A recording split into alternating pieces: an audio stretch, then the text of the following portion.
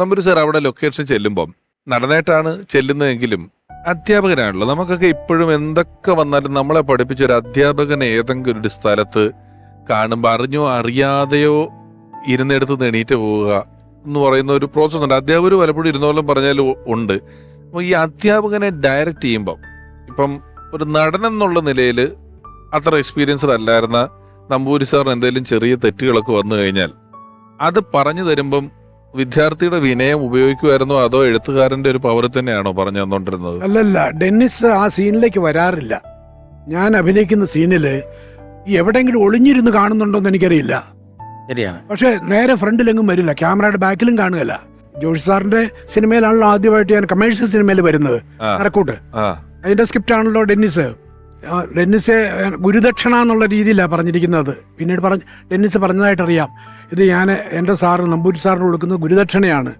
ആ കാസ്റ്റിങ് ഒരിക്കലും ആ സീനിൽ ഡെന്നിസിനെ നമ്മളിങ്ങനെ ഒരു കട്ട് പറഞ്ഞു കേട്ട് ഇങ്ങനെ പരത്തി നോക്കിക്കഴിഞ്ഞാൽ ഡെന്നിസിനെ അവിടെ എവിടെയും കാണുകയില്ല. ഞാൻ ഓർക്കുന്നത് എന്താ ഈ മനുഷ്യൻ ഇത് നമ്മൾ ചെയ്യുന്നത് ശരിയാണോ എന്ന് എന്നോട് രഹസ്യമായിട്ടെങ്കിലും ഒന്ന് പറയരുതേ, കാണുകയല്ലോ അവിടെ. പക്ഷേ അന്ന് രാത്രിയിലോ മറ്റോ നമ്മൾ മുറിയിലേക്ക് ചിലപ്പം വിളിച്ചു പറയും, സാറേ ഇന്ന കാര്യം കുഴപ്പമില്ല, പക്ഷെ അത് ഇനിയിപ്പോൾ നാളെ എടുക്കാൻ പോകുന്ന വേറൊരു സീനായി ഇന്നതായിരിക്കും സംഭവം, കുറച്ചുകൂടി ശ്രദ്ധിച്ചേക്കണം കേട്ടോ എന്ന് പറയും. അങ്ങനെ രണ്ടാമത്തെ ദിവസം ആ ശ്രദ്ധ മോശമായിപ്പോയി എൻ്റെ. അത് കഴിഞ്ഞിട്ട് അപ്പം ആ സീൻ എടുക്കണ്ട തീരുമാനിച്ചു ജോഷി സാറ്. ശ്രദ്ധ മോശമായിപ്പോയോ? ശ്രദ്ധ മോശമായെന്ന് പറഞ്ഞാൽ എനിക്ക് ഇങ്ങനെ പറയുന്ന പോലെ ശ്രദ്ധിക്കാൻ പറ്റിയില്ല, ഡെന്നിസ് പറയുന്ന പോലെ ശ്രദ്ധിക്കാൻ പറ്റിയില്ല. അപ്പം അന്ന് ആ സീൻ എടുക്കാനെല്ലാം തീരുമാനിച്ചു ജോഷി സാർ. വേറെ സീനുണ്ട്, ആർട്ടിസ്റ്റെല്ലാം ഉണ്ടായിരുന്നു. രാത്രി എന്നെ വിളിച്ചു, സാറേ ഉറങ്ങിയോ? ഇല്ല ഉറങ്ങിയില്ല, എന്നല്ലേ ഒരു 2 അടിച്ചിട്ട് കിടന്നുറങ്ങ്, നാളെ പറയാമെന്ന് പറഞ്ഞു. ഇന്നലെ പറഞ്ഞതുപോലെ ഒരു ടെൻഷൻ വേണ്ട, റിലാക്സ് ചെയ്യൂ. അതാണ് ഇപ്പൊ മോഹൻജോസേട്ടൻ തന്നെ നേരത്തെ പറഞ്ഞു, ഒരു പള്ളിയിലച്ഛൻ വേണ്ടെന്ന് പറഞ്ഞപ്പോ ആ കഥാപാത്രത്തെ മാറ്റി. സാധാരണ ഒരു കഥാപാത്രം മാറുമ്പോ ആർട്ടിസ്റ്റും മാറും. ഇല്ല, എന്നെ ആ പടത്തില് പിന്നെ അത് കഴിഞ്ഞ് വേറൊരു കഥാപാത്രത്തിന് വിളിച്ചു.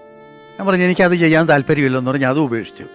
പിന്നെ 3ാമത് പറഞ്ഞു, ഇത് നിങ്ങൾ ചെയ്തേ പറ്റുള്ളൂ, അഡ്വാൻസും കൊടുത്തയച്ചിട്ടുണ്ട്, ഒരു വണ്ടി വരും അത് കയറി വരണമെന്ന് പറഞ്ഞ്. അപ്പോൾ പിന്നെ ഞാൻ ഉപേക്ഷിച്ചില്ല, പോയി ചെയ്തു. ഡെന്നിസേ എഴുതാൻ വിമുഖനാ. റൈറ്റിംഗ് എന്നുള്ള ഇതുണ്ടല്ലോ, ആ പ്രോസസ്സ് വിമുഖനാ.